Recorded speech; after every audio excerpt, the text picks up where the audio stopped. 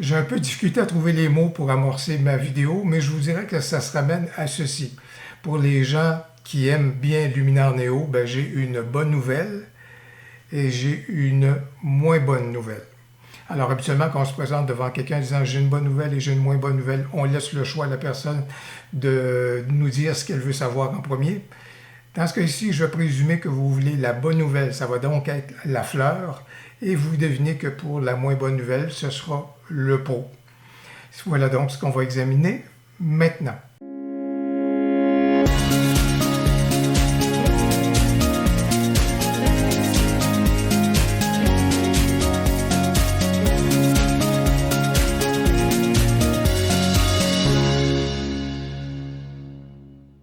Eh bien, d'abord, la bonne nouvelle. La bonne nouvelle, c'est une nouvelle extension qui est annoncée par Skylum et qui va être disponible à partir du 30 août prochain. Cette extension-là, je pense que c'est quelque chose qui est tout à fait pertinent. C'est la réduction du bruit en intelligence artificielle. Donc, à l'instar de Topaz Denoise AI, de On1 No Noise AI, également en intelligence artificielle, bien là également, Luminar Neo va avoir son propre module, donc pour la réduction du bruit. La moins bonne nouvelle, et il y en a plusieurs à ce titre-là, vous venez de l'entendre, c'est une extension. Ce n'est pas une fonctionnalité du logiciel, c'est une extension qui va être payante.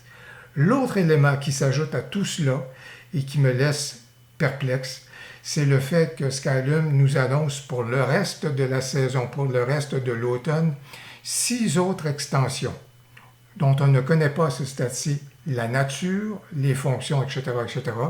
Et cet ensemble d'extensions-là, à ce moment-là, bien, il est donc évidemment payant.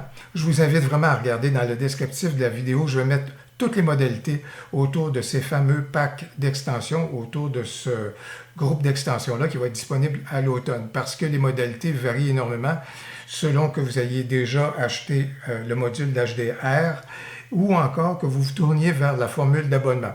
Et ça, là, dans les éléments qui me laissent perplexe, en tous les cas, il y a la chose suivante, c'est que Skylum va faire vraiment tout pour vous encourager à envisager l'abonnement. L'abonnement pour les packs d'extension ou encore l'abonnement pour le logiciel. Évidemment, on peut se poser la question, mais que seront les prochaines extensions? On en annonce 6. Or, à l'instar un peu de la galaxie là, que nous offre Skylum, comme c'est là, c'est relativement muet au sujet de la nature des prochaines extensions. Malheureusement, je n'ai pas l'information et dans 2 jours seulement. Et c'est ça qui est un peu de particulier. Habituellement, on a l'information au préalable. Or, dans ce cas-ci, on aura seulement l'information. Peut-être qu'on ne l'aura pas du tout dans 2 jours sur la nature des prochaines extensions. Mais ce qui est vraiment là, ce qui se dégage beaucoup de la mise en marché, donc de l'extension au sujet de la réduction du bruit et des prochaines, c'est que Skylum est en train de départager les outils dans Luminar Neo, les extensions étant considérées comme des outils de nature pro, voilà qui me laisse avec un grand point d'interrogation, et les outils à ce moment-là qui sont de nature beaucoup plus de base. Et si vous voulez avoir accès aux extensions ou en fait aux outils de nature pro, ben voilà donc pourquoi vous aurez à débourser pour les fameuses extensions ou encore pour le fameux pack.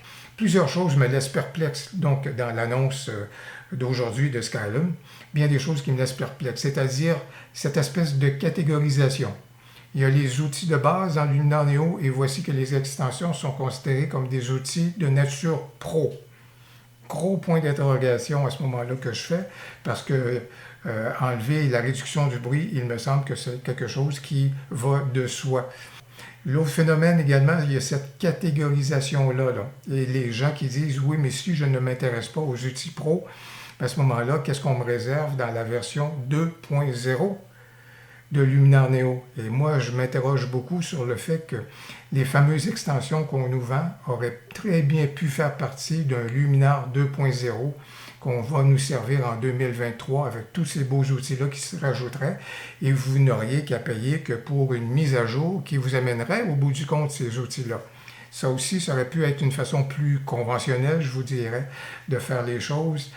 Et bien voilà donc D'une part, une belle nouveauté du côté donc du logiciel, une nouveauté qui va enrichir le champ des possibles de Luminar Neo et en même temps le pot, c'est-à-dire une stratégie de mise en marché autour de nouveautés qui sont à venir, autour d'une catégorisation donc des outils du logiciel qui me laisse perplexe. En tous les cas, dès que j'aurai plus d'informations, je vous en ferai part. Mais pour le moment, dans le descriptif de la vidéo, je vous l'indiquais, vous allez retrouver toutes les modalités à ce moment-là pour pouvoir faire l'acquisition des nouveautés qui sont à venir ou encore de celles qui s'annoncent au niveau de la réduction du bruit.